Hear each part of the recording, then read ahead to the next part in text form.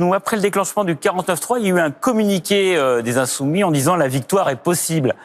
J'ai envie de vous dire, la défaite, elle est surtout probable de votre point de vue, puisque le texte, il va sans doute être adopté sur les retraites. Déjà, la défaite est du côté du gouvernement, je tiens à le rappeler. Parce qu'il n'a pas pu aller au vote ? Parce qu'il n'a pas voulu aller au vote. C'est pas qu'il n'a pas pu, c'est qu'il y avait la possibilité d'aller au vote. Et donc tout ça confirme quoi ? Mais d'ailleurs, la Première ministre l'a dit très récemment. C'est qu'ils n'ont pas de majorité d'opinion. Ça, vous le savez mieux que moi, parce que vous êtes commentateur de l'actualité. Ils n'ont pas de majorité sociale. 3,5 millions de personnes dans la rue en 7 mars, c'est historique. Et puis maintenant, ils n'ont pas de majorité parlementaire. Donc en fait, ils sont tout seuls. Ils décident tout seuls, contre le peuple. Donc forcément, pour l'instant, c'est une défaite. C'est un aveu de faiblesse. Et c'est peut-être pas encore votre victoire, mais il faut encore obtenir la victoire. Voilà, c'est la motion de censure. La victoire, c'est le retrait du texte ou la motion de censure. Alors, on va les voir. Il y a ce qui va se passer dans la rue et ce qui va se passer à l'Assemblée. Il y a la motion de censure. Alors, ce matin, les groupes vont déposer leur motion de censure. Est-ce que la NUP dépose en son nom, au nom des 4 groupes de la NUP, une motion de censure ou pas ? On est en train d'en discuter. Ce qui est sûr, c'est que ce que nous voulons faire et ce qui a priori va se faire, c'est qu'on va signer la motion de censure du groupe Lyot, Liberté et Territoire, qui sera une motion transpartisane. Voilà, ouvert à tous les groupes. Après, on avait des discussions hier soir encore un peu techniques sur le nombre de signatures, mais on veut signer cette motion de censure, on veut faire tomber le gouvernement. Alors, c'est quelque chose à comprendre. On veut le faire tomber. On n'est pas là pour l'apparat, on n'est pas là pour dire c'est pas bien ce qu'ils font, etc. Non, on veut le faire tomber. Pour ça, il faut que le plus de groupes à l'Assemblée signent cette motion de censure. Et le groupe le plus important dans cette discussion, c'est les Républicains. Il faut expliquer les gens qui nous regardent, qui connaissent pas forcément le groupe Lyot, c'est le groupe de Charles de Courson, qui est un groupe de centristes de gauche, de droite, un peu des individualités, mais qui un peu le permet d'être le réceptacle commun de tout le monde. Voilà. J'en reviens à ce que vous disiez, et y compris peut-être par DLR. C'est ce que vous souhaitez ? Je l'espère, parce que il n'y avait pas de majorité pour cette loi à l'Assemblée. Et les parlementaires de ce pays ne peuvent pas accepter de se faire marcher dessus comme ça. Il y a une question de défense de l'institution, il y a une question de défense des institutions démocratiques, et il y a un moment où je pense que la cohérence veut que, quand on s'apprêtait à voter contre cette loi-là, on doit faire la motion de censure pour empêcher ce passage en force du gouvernement qui n'a rien de démocratique. Voilà, donc moi je le dis aux les Républicains, il y en a d'ailleurs qui probablement vont la signer, mais il y a un enjeu de cohérence là-dedans. Si les Républicains, la NUPES et tous les autres groupes politiques de l'Assemblée nationale qui ne sont pas dans la majorité présidentielle signent cette motion de censure, le gouvernement tombe. Et c'est ce que nous voulons faire, moi je l'assume, faire tomber le gouvernement.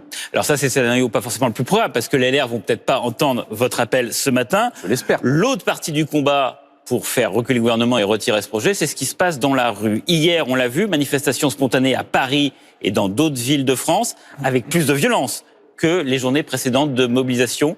Est-ce qu'il n'y a pas le risque que la violence s'installe dans le conflit ? Mais la violence est installée par le président de la République. Voilà, la violence, elle est là. Cette décision de 49.3, elle est violente. Le fait de gouverner contre son peuple est une décision violente. Moi, je suis un homme de paix, mais j'appellerai pas au calme, là.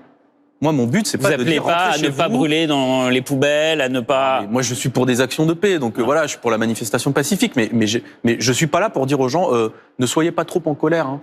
Voilà. Moi, les gens, ils sont en colère, là. Moi, dans ma circonscription, les gens sont en colère. Les gens veulent faire des actions. Donc maintenant, il va y avoir effectivement des actions plus radicales. Il y a des actions de blocage des autoroutes en ce moment, du périphérique. Du périphérique parisien par je la les CGT. Soutiens. Non, mais je préfère le dire. Je les soutiens. C'est des actions qui, du point de vue de la loi, peuvent être contestables. Mais moi, j'estime qu'il n'y a rien de démocratique dans ce qui se passe aujourd'hui. Il n'y a rien de démocratique. Et vous n'avez pas peur de perdre le soutien de l'opinion en engageant des modes d'action plus radicaux et plus violents ? Et je discute avec les gens. Je sais que c'est pas drôle, que être bloqué dans les bouchons parce qu'on doit aller au travail, c'est pas rigolo. Voilà, il faut pas sous-estimer ça. Il faut pas penser que ça nous fait plaisir de tout bloquer. Mais je le dis aussi aux gens. Il vaut mieux galérer 2 semaines là que 2 ans de travail en plus. Il y a un mot d'ordre demain pour des actions de proximité partout en France. Est-ce qu'on n'est pas dans l'embryon de quelque chose qui ressemblerait aux Gilets jaunes ? Vous savez, quand vous regardez la carte des mobilisations depuis le début de ce mouvement, c'est beaucoup dans les petites villes.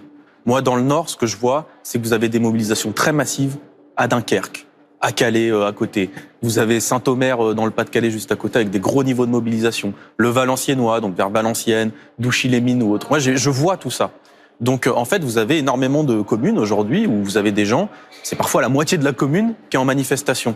Parce que, je le crois, il y a un besoin chez les gens de ne pas faire passer cette réforme parce que c'est pas une question de gauche ou droite, là, cette fois. Vous avez 27 millions de salariés dans le pays. 90% des 27 millions de salariés sont contre cette réforme. La question qui est posée aujourd'hui, c'est pas est-ce que je suis de gauche ou de droite, c'est Est-ce que je peux le faire? Est-ce que 2 ans de plus, je vais pouvoir le faire? La réponse est non pour beaucoup de gens. Au-delà de la réforme des retraites et l'enjeu qui va se jouer là dans les 2 prochaines semaines pour essayer de faire retirer le gouvernement, il y a une question qui se pose sur comment peut-il gouverner dans le cadre de cette majorité relative. Vous appelez à une démission d'Elisabeth Borne ou est-ce que vous appelez à une dissolution de l'Assemblée nationale?